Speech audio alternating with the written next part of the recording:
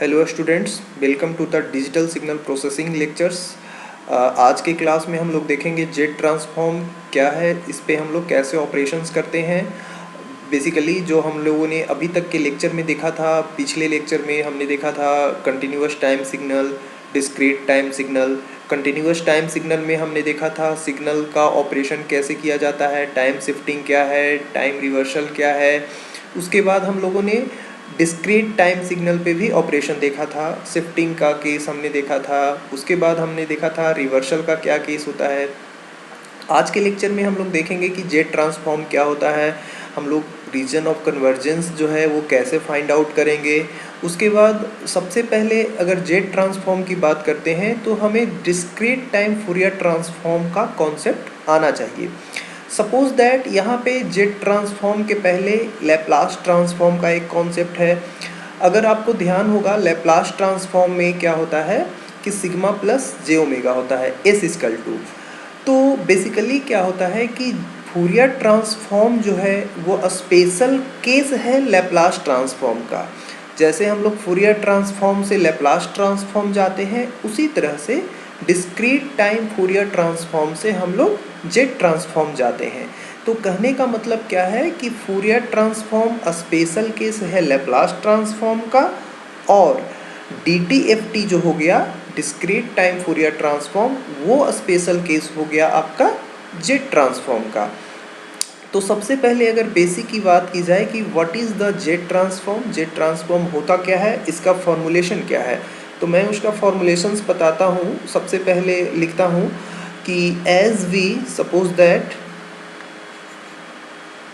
मैं ये pencil select करता हूँ। सपोज दैट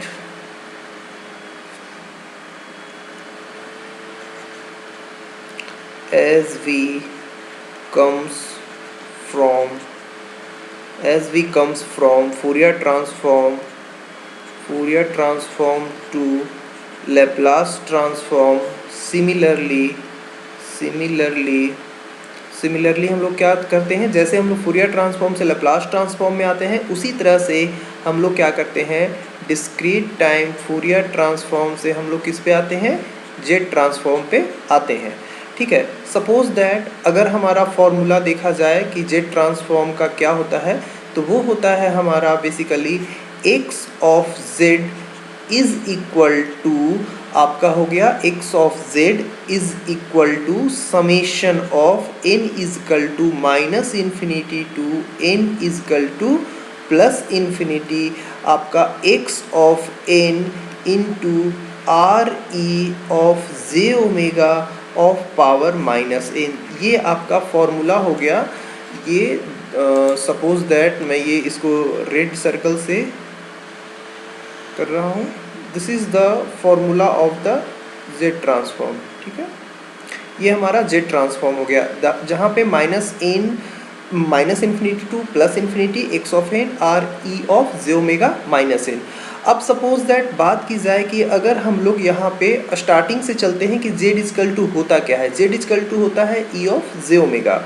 सपोज दैट अगर आप बात करते हैं जेड इजकल टू क्या है, तो जेड इजकल टू जो होता है r e of j omega होता है। ठीक है, तो this is the formula of x of z, n equal to minus infinity to n equal to plus infinity x of n into r of e j omega minus n. ठीक है, now उसके बाद suppose that मैं आगे बढ़ रहा हूँ। ठीक है,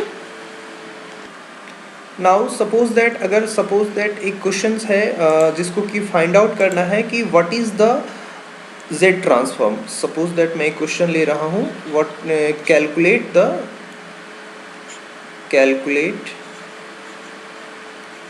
calculate z transform of x of n दिया हुआ है, एक्स ऑफ एन क्वेश्चन है, a to the power n u of n, इसको फाइंड आउट करना है। सपोज दैट मुझे बनाना है, तो सबसे पहले मैं क्या लिखूँगा, फॉर्मूला लिखूँगा x of z is equal to summation n is equal to minus infinity to n is equal to plus infinity x of n into that is the x of n into, ये x of n है, into r e of यानी z to the power minus n, ये हमारा formula हो गया। अब यहाँ पे मैं देखता हूँ कि यू ऑफ एन जो है वो 0 से एन तक है, यानी अब जो हम फॉर्मूला लिखेंगे x of z is equal to, अब जो हमारा यहाँ पे जो वैल्यू लाई करेगा, चूँकि यू ऑफ एन जो है वो 0 से इन्फिनिटी है, यानी कि अब जो हमारा वैल्यू होगा वो एन इजकल टू 0 से एन इजकल टू कहाँ तक जाएगा, इन्फिनिटी तक जाएगा। एक्स ऑफ एन की जगह पूरा ये वैल्यू आप लिख सकते हैं a to the power n. U of n का वैल्यू ऑलरेडी 1 है, इसीलिए ये सिंपली क्या हो जाएगा, z to the power n. मैं एक मिनट इंक चेंज कर रहा हूँ। सपोज दैट ये हमारा हो गया। उसके बाद अगर हम बात करते हैं कि एक्स ऑफ जेड फर्दर क्या हो गया, x of z is equal to, आप n इजकल टू 0 से n इजकल टू इन्फिनिटी कर सकते हैं। उसके बाद a to the power 1 into Z पे पावर -1 का आप क्या ले सकते हैं, n ले सकते हैं। अब सपोज दैट एक फॉर्मूला होता है कि अगर 0 से इन्फिनिटी है और ये संख्या जो है 0 से 1 के बीच में है, तो उसका जो समेशन होता है वो 1/1 माइनस a जेड इनवर्स 1 होगा। Then this is the z transform of a given function. ठीक है, ये जेड ट्रांसफॉर्म हमारा आ गया, एक्स ऑफ जेड आ गया। तो बेसिकली इस तरह से हम लोग जेड ट्रांसफॉर्म को कैलकुलेट करेंगे। Now suppose that moving forwards, अगर मैं नेक्स्ट न्यूमेरिकल की बात करता हूँ, सपोज दैट एग्जाम्पल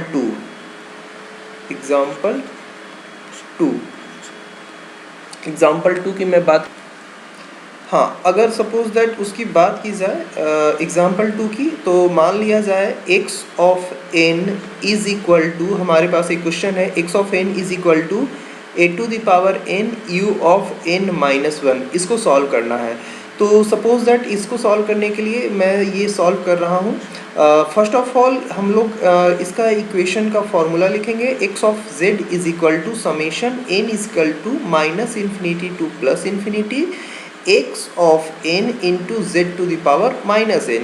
उसके बाद क्या हो जाएगा, यहाँ पे चूँकि अब यहाँ पे जो वैल्यू है u ऑफ n माइनस 1 है, यानी कि एक यूनिट का क्या है, डिले है। तो ये जो ग्राफ स्टार्ट होगा वो कहाँ से स्टार्ट होगा, n इजकल टू 1 से। अगर आप इसको देखेंगे ग्राफ में, तो सपोज दैट ये जो ग्राफ है हमारा वो यहाँ पे आ जाएगा। ठीक है, उसके बाद सपोज दैट मैं ये बात कर रहा हूँ, ये ग्राफ हमारा यहाँ से स्टार्ट होगा। ठीक है, इस तरह से हमारा ग्राफ स्टार्ट होगा और ये कहाँ से जाएगा, 1 से स्टार्ट होके ये इन्फिनिटी तक जाएगा। यानी इसकी जो ग्राफ का वैल्यू हो जाएगा वो क्या हो जाएगा, n is equal to 1 to n is equal to infinity, x of n का वैल्यू क्या हो जाएगा, a to the power n, u of n minus 1 का मैग्नीट्यूड 1 इंटू जेड पे पावर माइनस n। अब सपोज दैट इसकी मैं बात करता हूँ, मैं इसे थोड़ा कंसाइज कर रहा हूँ। ठीक है, उसके बाद अगर सपोज दैट बात करते हैं, this is the suppose that now n is equal to 1 to n is equal to infinity a to the power 1 z पे पावर माइनस 1 ये पावर n। अब देखिए ये फॉर्मूला यहाँ पे एप्लीकेबल नहीं होगा डायरेक्ट, क्योंकि n इज इक्वल टू 1 है, जबकि ये फॉर्मूला कहाँ से एप्लीकेबल था, जब n इज इक्वल टू 0 रहेगा। तो उसके लिए हम लोग एज्यूम कर सकते हैं, एज्यूम आप एक अलग वेरिएबल एज्यूम कर सकते हैं कि n minus 1 is equal to, suppose that आप एज्यूम कर लीजिए m एज्यूम कर लीजिए। तो अगर n का वैल्यू 1 होगा तो m का वैल्यू कितना होगा, 0 होगा।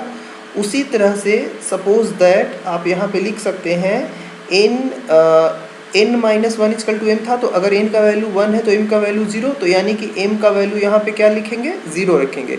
तो अगर यानी कि n माइनस 1 बराबर m है, इसका मतलब क्या हो गया कि n is equal to m plus 1 है। यानी कि अगर सपोज दैट n इन्फिनिटी है, n अगर इन्फिनिटी है तो m भी क्या होगा, इन्फिनिटी होगा। यानी इसका value m is equal to infinity होगा, a to the power 1 z पे पावर माइनस 1, और इसका वैल्यू जो होगा n is equal to m plus 1 होगा, यानी m प्लस 1 होगा। अब मैं इसे नेक्स्ट स्लाइड में कर रहा हूँ, सपोज दैट नेक्स्ट स्लाइड की बात कर रहा हूँ। तो अभी तक जो इक्वेशन था वो ये आया है, यानी इसको अगर हम बात करते हैं सपोज दैट, तो इसको अगर हमें लिखना होगा तो कैसे लिखेंगे, -1, सॉरी ये नहीं होगा, a z पे पावर -1 इंटू m इंटू क्या लिखेंगे, a z इनवर्स 1, ठीक है। और ये समेशन हो जाएगा ऑलरेडी, m इजकल टू 0 से m इजकल टू इन्फिनिटी होगा, ठीक है। तो अगर इसको हम लोग लिखना चाहेंगे तो सपोज दैट क्या हो जाएगा, 1/1 minus a z inverse 1 into a z inverse 1। This is all about the answer of a of n u of n minus 1। इस तरह से क्वेश्चंस को हम लोग प्रोसीड करेंगे, ठीक है। नाउ सपोज दैट मैं नेक्स्ट न्यूमेरिकल की बात कर रहा हूँ। If we have to find out next question, suppose that मैं इसे ब्लू चूज कर रहा हूँ, ठीक है। सपोज दैट मैं ये क्वेश्चन ले रहा हूँ, third question, question number third. To find out z transform of x of n is equal to a to the power n u of n plus 1। अगर इसका मुझे फाइंड आउट करना है तो सबसे पहले क्या होगा, solution x of z is equal to summation of n is equal to, अब देखिए n इज इक्वल टू क्या होगा, n प्लस 1 है, यानी एक यूनिट क्या है, एडवांस है, यानी n इज इक्वल टू -1 से स्टार्ट होगा, कहाँ तक जाएगा, इन्फिनिटी तक जाएगा। उसके बाद x ऑफ n इंटू क्या हो जाएगा, z to the power -n। अब देखिए x of z is equal to n is equal to -1 से यहाँ पे n इज इक्वल टू कहाँ तक जाएगा, इन्फिनिटी तक जाएगा।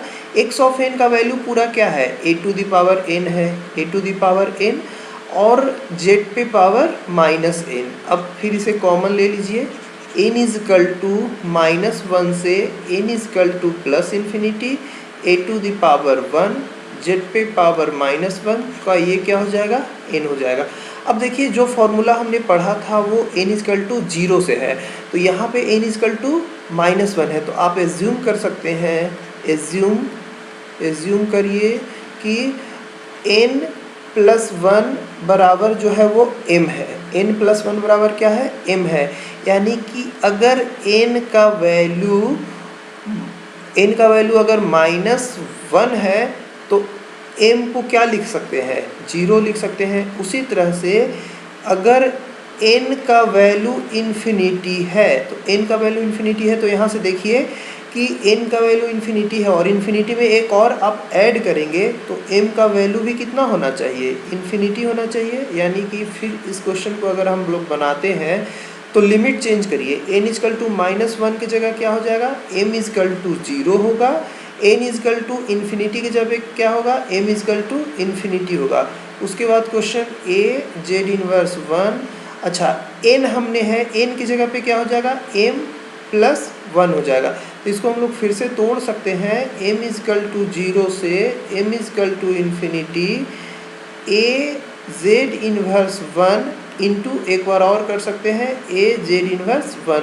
अगर इसको सॉल्व किया जाए तो 1/1 minus a z inverse 1 into multiply कर सकते हैं a z inverse 1। This is the correct answer of the z transform of the given functions. Okay, हाँ, अब अगर बात करते हैं कि रीज़न ऑफ कन्वर्जेंस क्या है, तो what is the region of convergence, तो उसकी मैं स्टार्ट कर रहा हूँ concept. What is the region of convergence, ROC, popularly known as the ROC। देखिए ROC जो होता है वो लैप्लास ट्रांसफॉर्म में भी निकालते हैं और जेड ट्रांसफॉर्म में भी फाइंड आउट करते हैं। तो बेसिकली क्या होता है कि कोई एक सिग्नल है, सपोज दैट कोई एक दूसरा सिग्नल है, सिग्नल 1 एंड सिग्नल 2, तो माइट भी ऐसे हो सकते हैं कि दोनों का लैप्लास ट्रांसफॉर्म भी सेम हो और दोनों का जेड ट्रांसफॉर्म भी सेम हो। बट एक्चुअली क्या होता है कि अगर दोनों का लैप्लास ट्रांसफॉर्म सेम है या फिर जेड ट्रांसफॉर्म सेम है तो हमारे पास डिफ़िकल्टी ये आ जाती है कि हम लोग कैसे फाइंड आउट करें कि किस सिग्नल का कौन सा जेड ट्रांसफॉर्म है। तो रीजन ऑफ कन्वर्जेंस क्या कहता है कि वो उसको यूनिक बना देता है। सपोज दैट अगर दो फंक्शन है, दोनों फंक्शन का जेड ट्रांसफॉर्म सेम आता है, ठीक है, तो ये रीज़न ऑफ कन्वर्जेंस ही है जो बताता है कि कौन से सिग्नल जो है किस रीजन में बिलोंग्स करेगा। तो region of convergence gives the unique value, ठीक है, in the Laplace transform and also in the z transform. तो बेसिकली क्या होता है कि रीजन ऑफ कन्वर्जेंस जो होता है वो फाइंड आउट करना होता है। उसके लिए जो होता है स्टार्टिंग से फॉर्मूलेस होते हैं, जैसे सपोज दैट आपको मैंने बताया कि अभी एक्स ऑफ जेड जो होता है, बेसिकली एक्स ऑफ जेड जो होता है वो n is equal to minus infinity से n is equal to plus infinity हो गया, फिर x of n into Z पे power minus n. Basically z जो जहाँ पे है वो r e of j omega है, ठीक है। तो इसी से हम लोग फाइंड आउट करते हैं आगे क्या लेक्चर। तो बेसिकली क्या है कि रीज़न ऑफ कन्वर्जेंस जो है जो मैं नेक्स्ट लेक्चर में एक्सप्लेन करूँगा कि कैसे हम लोग रीज़न ऑफ कन्वर्जेंस को फाइंड आउट करते हैं। उसके बाद उसके जो प्रॉपर्टीज़ होते हैं वो कैसे लाई करते हैं, जैसे suppose that inner to the inner circle होगा या outer to the outer circle होगा, या फिर सपोज दैट एक पार्ट जो है वो इनर है, दूसरा पार्ट जो है वो आउटर है। तो दिस कॉन्सेप्ट जो है रीज़न ऑफ कन्वर्जेंस जो हो गए जेड ट्रांसफॉर्म के, उसको हम लोग नेक्स्ट क्लास में डिस्कस करेंगे। Okay, thank you.